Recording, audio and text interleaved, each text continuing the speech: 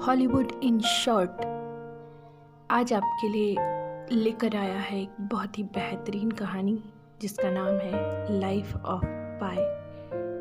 ये कहानी ईश्वर पर सच्ची आस्था की है और पाई पटेल और रिचर्ड पार्कर के अनोखे सफ़र की है। कहानी की शुरुआत में दिखाया जाता है इरफान खान को, जिन्होंने पाई पटेल का किरदार निभाया है। उनसे एक राइटर मिलने आता है और वह उनसे उनकी कहानी सुनना चाहता है और इरफान खान उन्हें अपनी कहानी सुनाना शुरू करते हैं।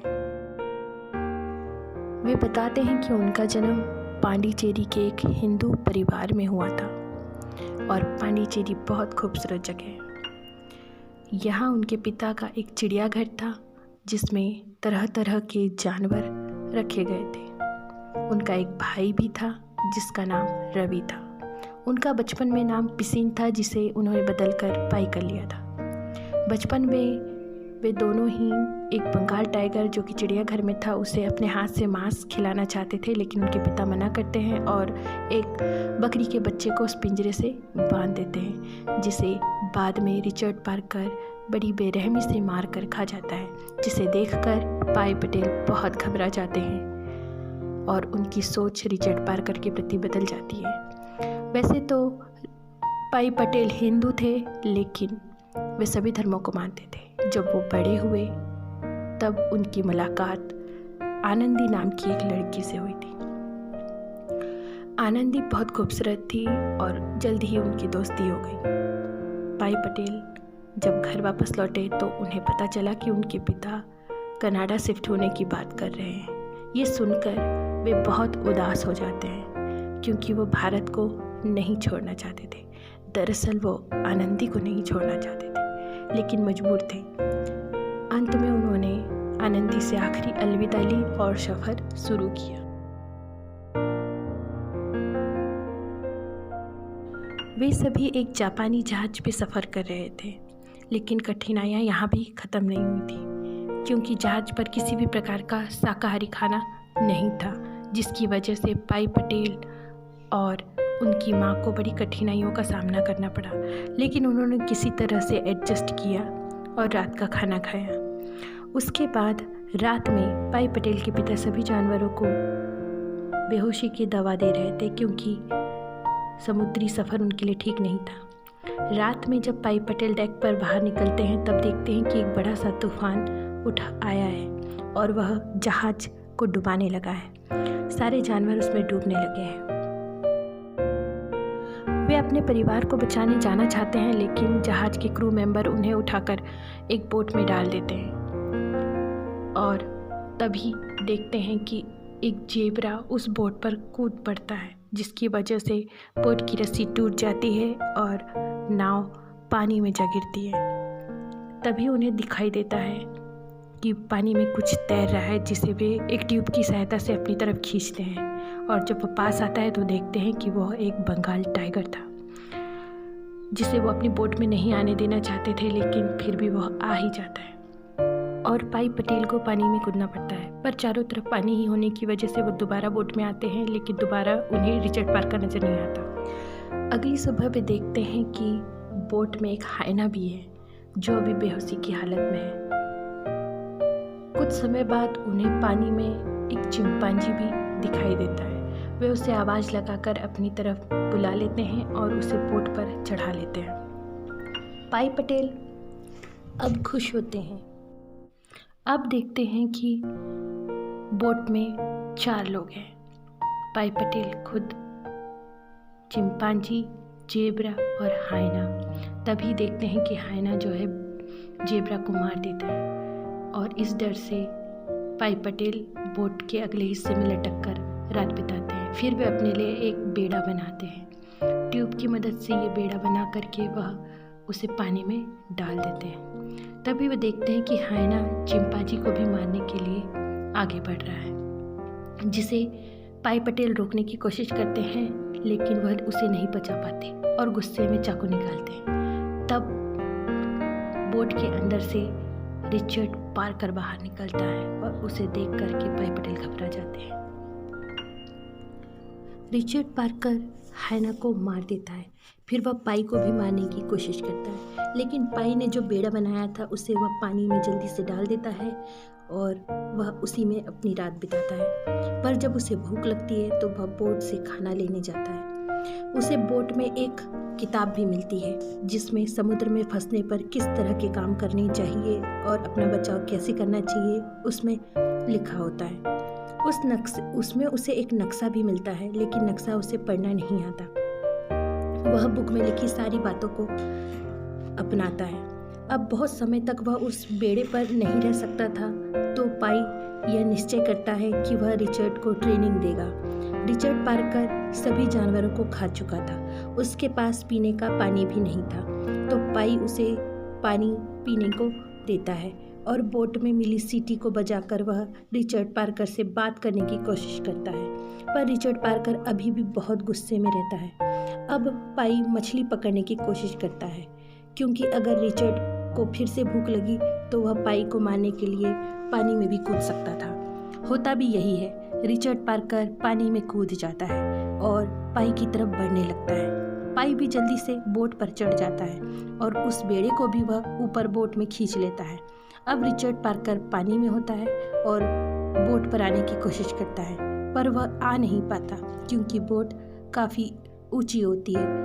पाई पटेल अब हाथ में कुल्हाड़ी उठाता है और रिचर्ड पार्कर को मारने ही वाला होता है कि रुक जाता है और अपने आप में ग्लानि से भर जाता है और सोचता है कि वह यह क्या कर रहा है। फिर वह दोबारा उस बेड़े को पानी में डाल देता है और बोट से एक कपड़ा भी लटका देता है, जिससे कि रिचर्ड पार्कर बोट पर चढ़ सके।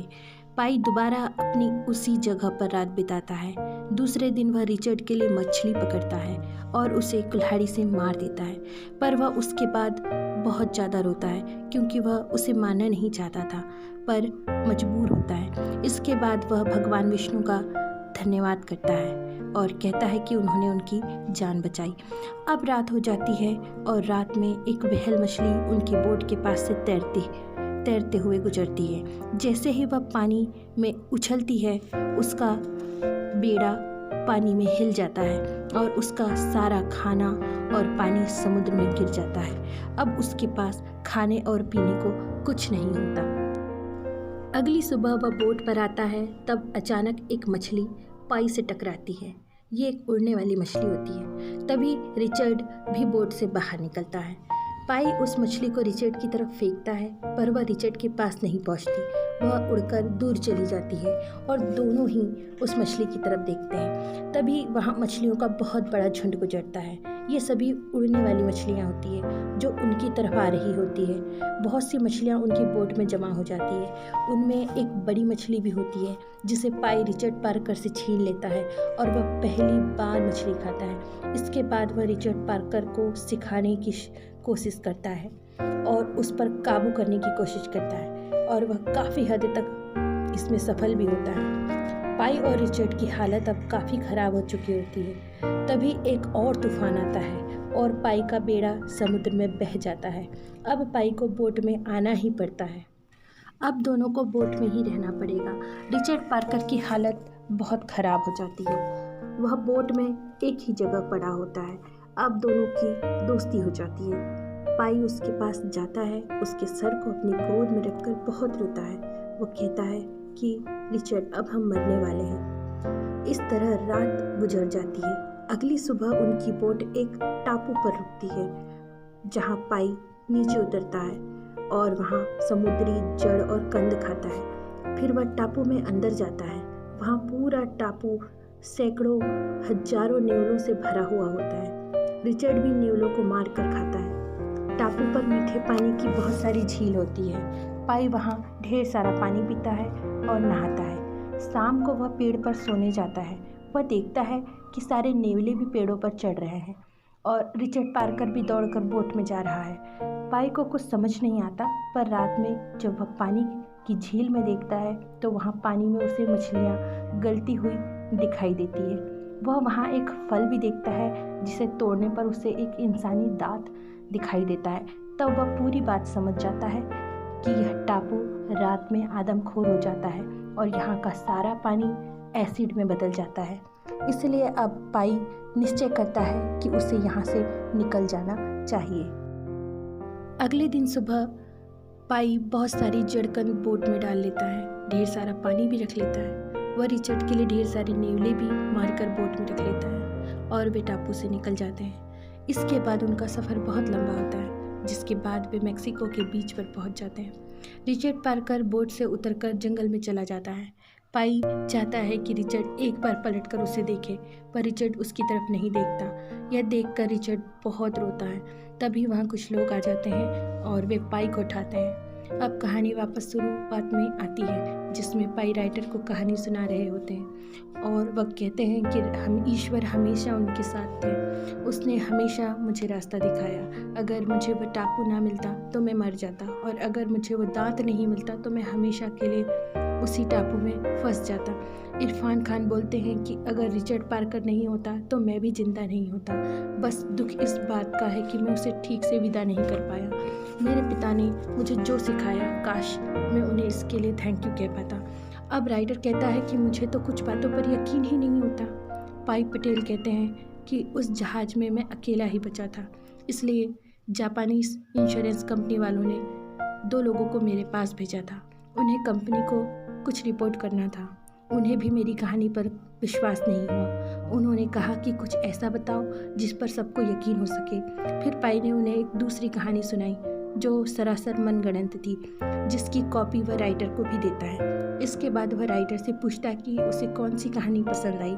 तब राइटर कहता है कि उसे पहली कहानी पसंद आई, जिस पर पाई पटेल उन्हें थैंक यू कहता है। बाद में राइटर उससे कहानी लिखने की इजाज़त मांगता है। तब पाई पटेल उसे हाँ में जवाब देते हैं। इसके बाद पाई की पूरी फैमिली आ जाती है, क्योंकि पाई की अब शादी हो चुकी है और उसका पूरा परिवार है और वह एक सुखी जीवन बिता रहा है। इस तरह उसकी कहानी ख़त्म हो जाती है और यह पिक्चर भी ख़त्म हो जाती है। कहानी अगर आपको पसंद आए तो मेरे चैनल को लाइक करें, सब्सक्राइब करें और बेल आइकन को दबाना ना भूलें। Thank you.